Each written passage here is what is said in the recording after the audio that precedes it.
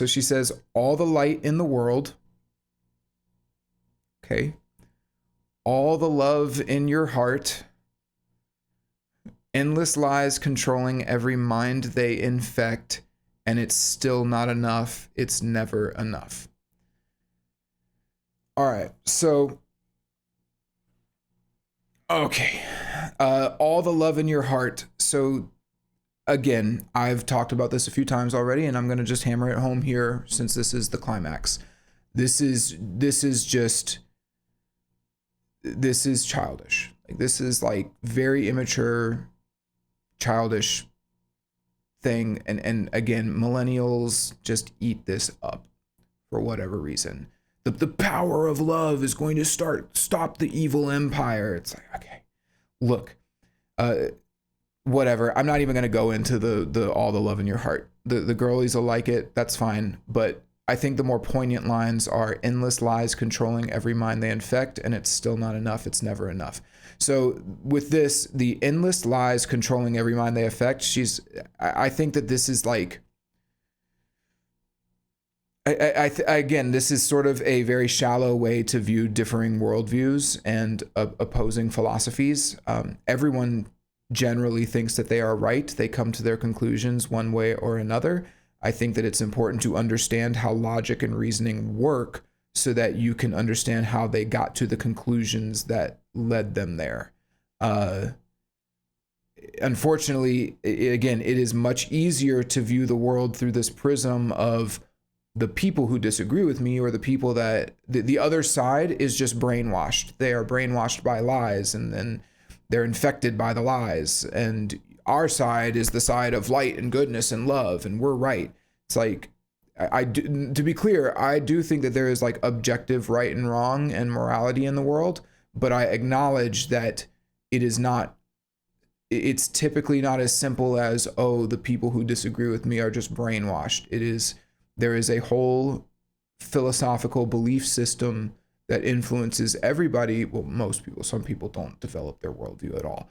But for people who care about, their beliefs and the things that they fight for and believe in, there is almost always some degree of a deep philosophical system that is leading to their worldview. Like, I critique songs based on a specific worldview that I've developed over the course of my life. I think that accuracy with your language is important. I think that the words that you say are important. Even something as simple as her saying eternities at the beginning of this song. To me, that comes off as very fantastical and maybe even a little melodramatic, in the sense that, like, you are describing, if you want to take a political lens to this song, you're describing a political conflict by using just obtuse language, right? I mean, this conflict has been eternities. It's like, okay, not really. And you might say, well, it's hyperbole, it's a metaphor. It's like, sure, but she says ages and ages, or she says years and years and ages and eternities. It's like, you are overdoing it now. You could say this conflict has been going on for years, and that would be perfectly fine. It accomplishes the same goal. Anyway, you can all think that I'm being nitpicky with that, but I have my own worldview that's led me to think that, stuff like that is kind of important and you should talk about it. So it's not just as simple as, oh, I've been brainwashed to think that people shouldn't use the word eternities in their song. It's like there is a belief system there, and that's how most people are. So this idea of like endless lies controlling every mind they infect, it's like everyone's just infected with lies. What's going on? That's almost never the case.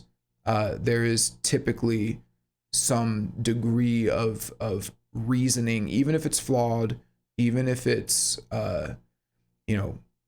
shitty reasoning, there is still reasoning that you need to contend with. So whenever I see lyrics like this, it comes off as a very, again, just kind of a shallow view of the world and of conflict. So when she says it's still not enough, it's never enough, I think you could take this two ways. I think that you could take it as in, the endless lies controlling every mind they affect. They infect.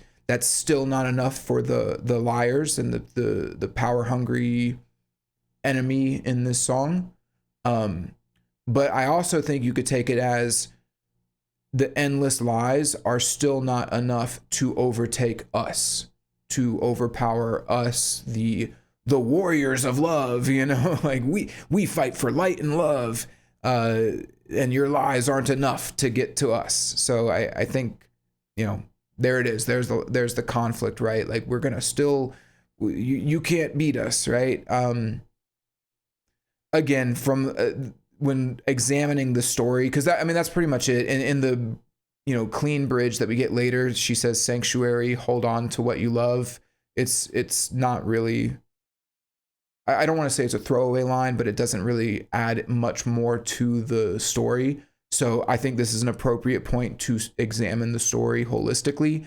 And yeah, I think that this is just a very shallow story. It's just kind of, it's just a little generic. It's just power of love wins against evil doers.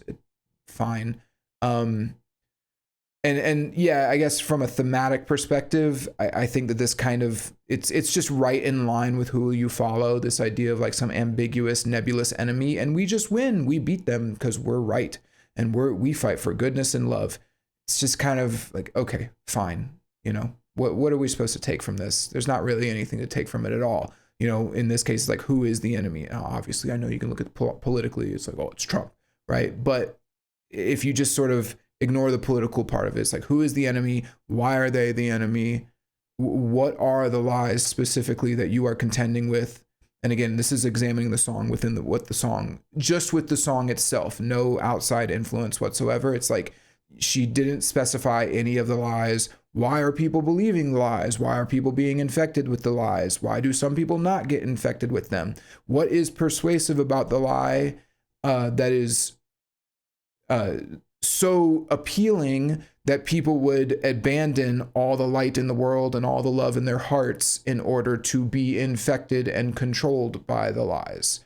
Because I mean, that's pretty significant. You're abandoning light and love to believe a lie. I think you should know, well, what is the lie? You know, who are the people being controlled by the lie, and why are they controlled by the lie? We just don't get any of that within the song.